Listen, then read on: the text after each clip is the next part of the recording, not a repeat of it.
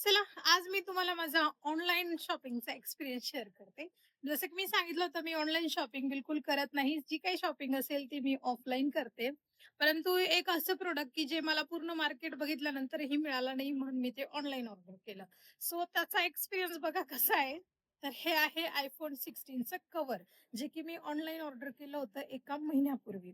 So 1 महिन्यात त्याची condition तुम्ही बघा कशी झालेली आहे. इकडनं पण ते तुटलेलं आहे आणि इथे एक Appleचा लोगो होता, दिसत असेल बघा.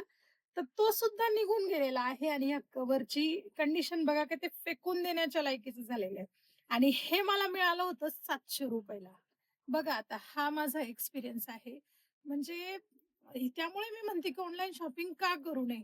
तर ह्या असे प्रॉडक्ट आपल्या माथी मारले जातात, की ज्याची प्राइस पण मार्केट रेटपेक्षा जास्त आहे. हे बघा ₹700 हे कव्हर आहे आणि त्याची क्वालिटी बघा 700च्या मानाने.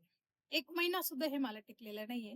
ज्यावेळेला आपण एखादा प्रॉडक्ट घेतो ना, त्यावेळेला व्यवस्थित चेक करूनच घेतलं पाहिजे आणि त्याला आपण टच करत नाही, फील करत नाही आणि आपण ऑनलाईन डायरेक्टली ऑर्डर करतो. म्हणजे मला एवढा पश्चाताप झालेला आहे.